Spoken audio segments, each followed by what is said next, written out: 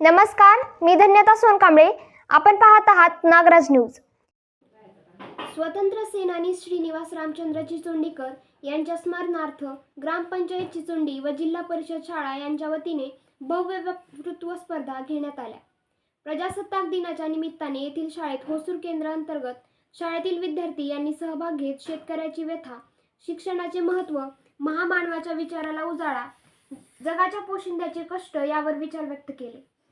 युवा पिढीला देशासाठी योगदान देण्याचे आवाहन आई माझा गुरु, आई माझी सर्वतरू, स्वामी तिन्ही जगाचा, आई विना भिकारी, आईचे प्रेम यावर प्रकाश, तिरंग्याच्या प्रती व देशभक्ती याला उजाळा, मोबाईलमुळे तरुण पिढी कशी वाया जाते यांचे दुष्परिणाम, देशासाठी बलिदान सार्थकी लावायचे असेल तर तरुणांनी थोर महापुरुषाचे विचार जोपासावे असा संदेशही स्पर्धकांनी या वक्तृत्व स्पर्धेच्या माध्यमातून दिला.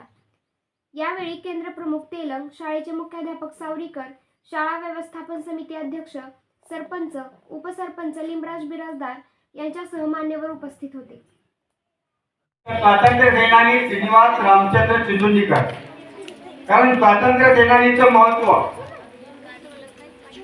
या मुख्य वक्तव्य स्पर्धेचं आकर्षण म्हणजे आपल्या भारताला ज्या ज्या व्यक्तींनी योगदान दिलेलं आहे अशा सर्व व्यक्तींचं योगदान या ठिकाणी आपल्याला नमूद करावं लागेल.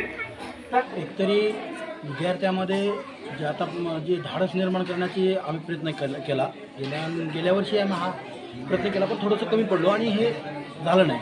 पण सतत असं वाटत होतं की बाबा एक काही इंग्लिश मिडियमची मुलं इथं सुरुवातीला आले त्यावेळेस ते सरांनासुद्धा बोलायला भीत होती. अशा प्रकारचा एक इथं आम्ही बघितला प्रकार.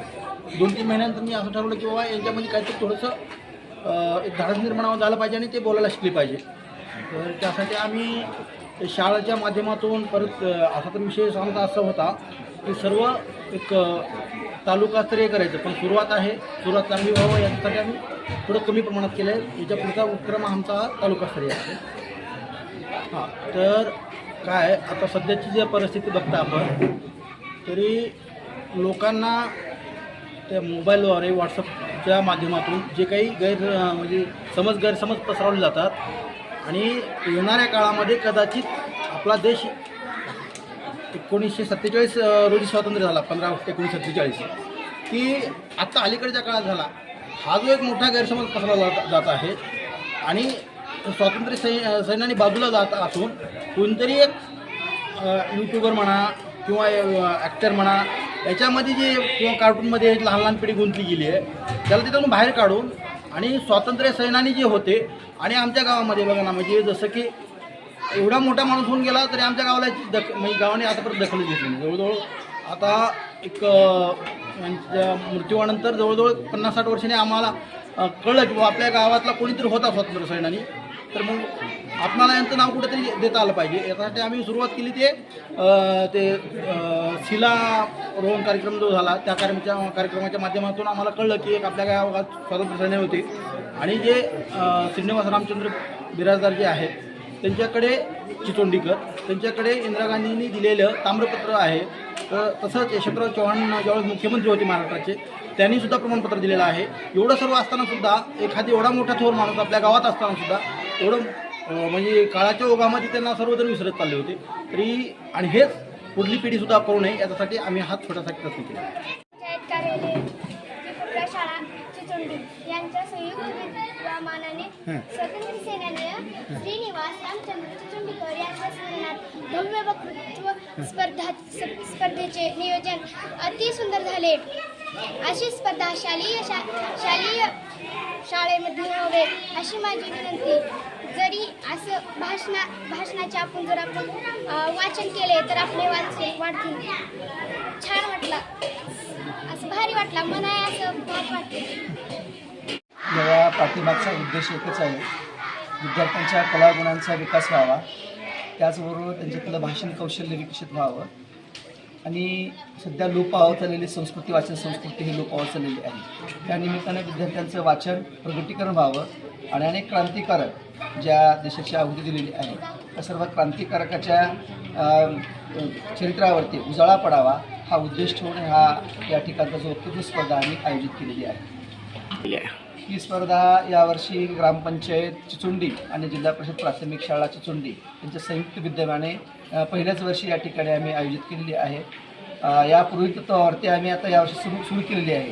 दरवर्षी या ठिकाणी याचं आयोजन करण्याचा आम्ही या ठिकाणी मानस आहे आणि प्रयत्न करणार आहोत. ही जी स्पर्धा आहे जिल्हा परिषद केंद्रीय प्राथमिक शाळा होसूर अंतर्गत एकंदरीत जवळपास 16 शाळा आहेत. 16 शाळांपैकी जवळपास 9 शाळांनी या ठिकाणी भाग घेतलेला आहे. आता याच्यामध्ये भाग घेणाऱ्या शाळा आहेत हंचनाळ आहे, होसूर आहे, चिचुंडी आहे, हलशी तुगाव आहे, बोटकुळ आहे. अशा विविध स्तरातून गावातून या ठिकाणी विद्यार्थी आलेले आहेत. आणि बक्षीस स्वरूपामध्ये आम्ही जवळपास 3 गट केलेले आहेत. 1 ते 4चा आणि 5 ते 8 आणि 9 ते 10 असे 3 गट केलेले आहेत. प्रत्येक गटामधून एक विद्यार्थी प्रथम आणि द्वितीय अशा येणाऱ्यासाठी या ठिकाणी ग्रामपंचायतीच्या वतीनं आणि दाते काही आमच्या या ठिकाणी उपलब्ध आहेत. त्यांनी जवळपास 2100 रुपये प्रथम येणाऱ्याला पारितोषिक दिलेलं आहे आणि द्वितीय येणाऱ्यांना 1100 रुपयाचं पारितोषिक दिलेलं आहे. त्यामध्ये पारितोषिक देणारे जी आमची या ठिकाणी मंडळी आहे 2100 रुपयाची ती आहे आदरणीय श्रीयुत विश्वनाथ बिराजदार आणि त्याच्यानंतर भाग्यश्री कोसले सरपंच आणि श्री सतीश श्रीरंग कांबळे यांनी 2100 रुपयाचं प्रथम पारितोषिक या ठिकाणी जाहीर केलेलं आहे. आणि द्वितीय पारितोषिकासाठी श्री भीमसेन बाबाराव चलवाट आणि त्यानंतर राजकुमार पांडुरंग पाटील हे विविध कार्यकारी सोसायटीचे चेअरमन आहेत त्यांनी या ठिकाणी दिलेलं आहे. आणि श्री दत्ता बाबूराव मेळे या तिघांनी 1100 रुपयाचं द्वितीय पारितोषिक या ठिकाणी दिलेलं आहे.